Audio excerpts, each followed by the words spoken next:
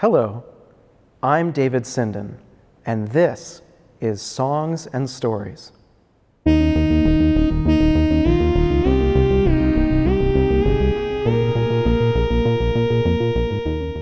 Songs and Stories is our chorister training program at St. Peter's Episcopal Church here in St. Louis this year. And today I'm really excited about sharing more of our hymn of the month. We're going to be talking about O Come, Emmanuel, this hymn for Advent. And we talked a little bit last time about that word Emmanuel. It means God with us. It's a wonderful word that helps us remember what Christmas is all about. Christmas is all about God coming to us in the person of Jesus Christ. God with us. We are human, and God became human to be like us and to be with us. That's the Christmas story. That's the Christmas miracle. Christmas is what we're waiting for in the season of Advent. Advent is 4 Sundays long, so it's the 4 Sundays before Christmas Day. And it starts at the end of this month. It starts on November 29th this year, so it's coming up. So I want us to look some more at this Advent hymn so that we'll be ready to sing it during the Advent season. So the very first stanza of this has that word Emmanuel in it, and it also appears in the refrain. Rejoice, rejoice, Emmanuel shall come to thee, O Israel. So that word Emmanuel is in the name of this hymn. It's in the very first line there. So it helps us remember what we're singing about. We're asking Emmanuel to come. That's what we're hoping for in Advent. We're hoping that Jesus will come. So this hymn has an ancient origin. It actually comes from these 7 different pieces of music called the O Antiphons. And these O Antiphons are very old. The hymnal tells us that they come from the 9th century. They might even be a little bit older than that, who knows? But there's 7 different pieces of music that have different names for Jesus. And so later on, people took these ancient words and turned them into a hymn. Remember, a hymn is a poem. So that's what we have here. We have a poem of sorts that is built with these 7 different names for Jesus. So if you look in the hymn book, you'll see that there's actually 8 stanzas altogether. And that's just because we sing the first one again at the end. You'll also see something really interesting next to these stanzas that I don't think really happens in any other hymn. You'll see dates by all these stanzas. And it's okay to sing these stanzas on other days. You can see that the first one is for December 23rd, but then they go in order after that. December 17th, 18th, 19th, 20th, 21st, 22nd, and then again with the 23rd at the end. These are the days that the O Antiphons would have been sung. They would have been sung once a day leading up to Christmas Eve. So in this hymn, we mash them all together. And what that means is we have a whole lot of images to sing all at once. So in the very first stanza, we have Emmanuel, God with us. But look at the second stanza, and you'll start to see some different names for Jesus. O come, thou wisdom from on high. Wisdom is another name for Jesus. And then we have, O come, thou Lord of might. Lord of might is another name for Jesus. O come, thou branch of Jesse's tree. What's that about? That's another name for Jesus, yes. But Jesse's tree is Jesus' family tree. The Bible is really careful to tell us about who Jesus' ancestors are. And this hymn is calling it the tree of Jesse. Calling his family tree the tree of Jesse. So Jesus is a branch from his family tree. Number 5, O come, thou key of David. I really like this one because I have keys on me usually, and I wonder which one of them this hymn is talking about. No, this hymn isn't talking about my keys, but key of David is another name for Jesus. This key is supposed to open something.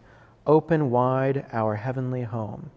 So this is a really interesting image that Jesus is opening the way to heaven. Then after that we have dayspring from on high. Dayspring is a really wonderful word to hear, especially in the dark of winter. It's not winter yet, but by the time this verse would have been sung, December 21st, it would have been, in fact, the darkest night of the year, the longest night of the year.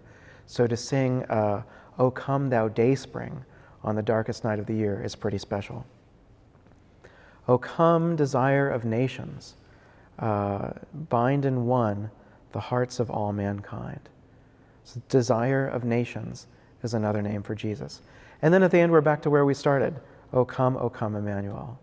So today, with our hymn of the month, I'd like to just listen and sing to the whole thing.